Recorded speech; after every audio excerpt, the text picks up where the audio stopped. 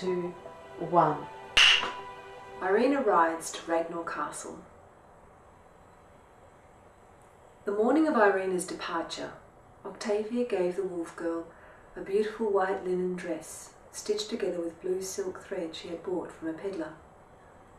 The neat stitches shone like tiny gems against the white cloth. "I saved these pieces of linen over the years to make a dress for you," Octavia said. "Every person has a time when they need a special costume." "But you didn't know my size," said Irina, "and yet it fits me perfectly." "I didn't need to measure you, child. I know your dimensions better than my own." Octavia braided fresh garden flowers into the front of Irina's hair, leaving the rest to cascade down her back. She washed the girl's face and laced up her boots. "You have no slippers," she lamented. "What sort of princess wears farmer's boots?" "I need my boots to ride the horse," said Irina, smiling. "Time to go," said William, entering the cottage. "The horses are ready." "Goodbye, dear Octavia," said Irina.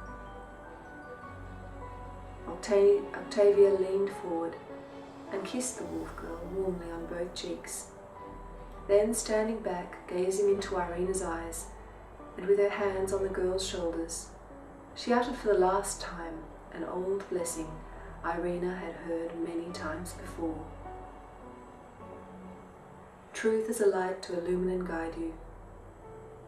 Truth is a shield, overshadow you." This made Irina cry.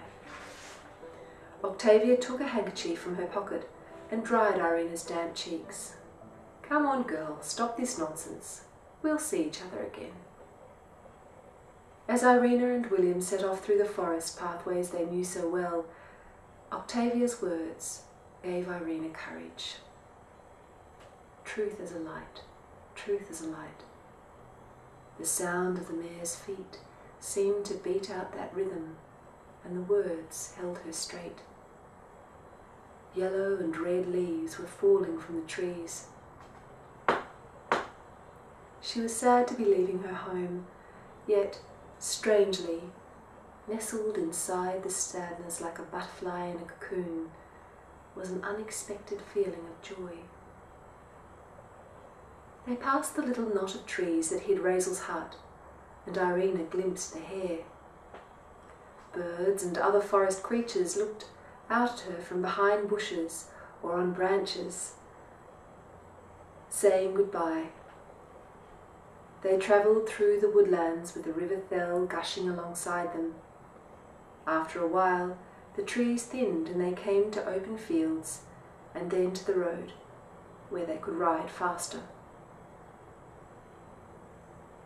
Before long, they had reached the village of Bear. They trotted down a street lined with huts and crowds of people who tried to make way for the horses, shooing the chickens and piglets away. To Irina's amazement, children started to call out over and over, "Princess Irina! Irina! Irina!" They slowed the horses to a walk. Everywhere Irina looked, there were people staring at her, some curious, others fearful. The attention made her nervous. She wanted to hide. She tried calming herself by recalling the words of advice Razel had given her the day before, but Razel had said so many things in that new, deep voice. The words unravelled in her memory. Irina knew some of the villagers from their visits to Octavia for herbs and potions. She recognised Radburn, shaking his head in disbelief.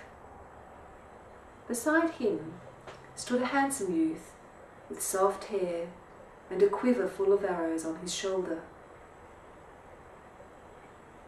Andor took a step forward to see the radiant girl on her white horse. Some of the flowers in her headdress had come loose, and tendrils of hair now framed her rosy, youthful face. She seemed to Andor to be both brave and tender. He caught her eye just for a moment and thought he saw a flicker of recognition.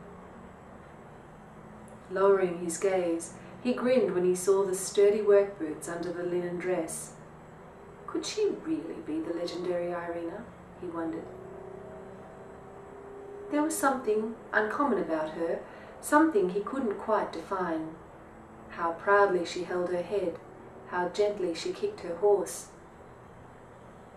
She and the farmer moved on through the crowds and were gone. That was William, all right, with the girl who used to crawl on all fours, said Radburn, stroking his beard. And they reckon she's a princess.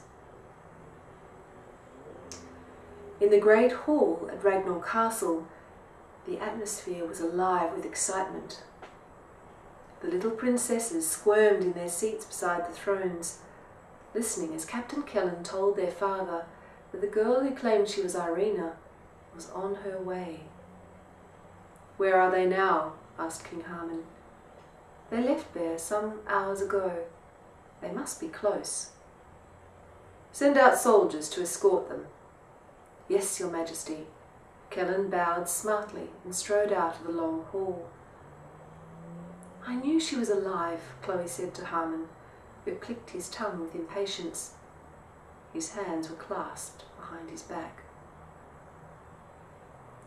Really, you are gullible sometimes, my dear. This girl is probably an impostor. We only have a note on a pigeon telling us otherwise. A note from Razel, said the Queen.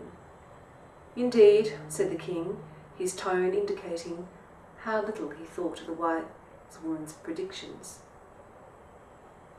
She wasn't wrong before, was she?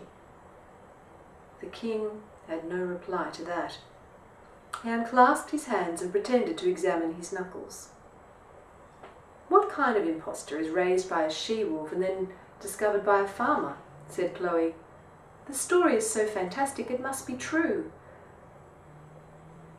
Still Harman said nothing. By now he had 6 daughters and no son. The younger princesses played with their silk rag dolls, sitting on cushions on the floor.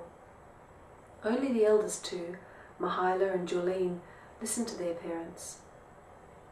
They wondered if this girl was really the sister they had heard so much about.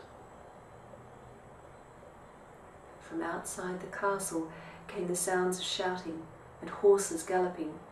The King crossed to the window. To the north he could see the forest, while towards the east his eye could follow the paved main street of the royal city out onto the grassy plains, where it became a stony road meandering up towards the ridge. Some leagues beyond the ridge was the closest border to the Vale. It was on this road that Harman noticed 2 figures on horseback galloping into the city, followed by his own soldiers. Chloe was trembling so much she stayed seated, clutching the arms of her throne. She called to her husband in a quavering voice, "What is it? What do you see?" The King did not answer. Even at a distance, he could make out the figure of a young girl in a white dress. His heartbeat quickened, and without knowing why, he leaned forward and pressed his palm flat against the window glass.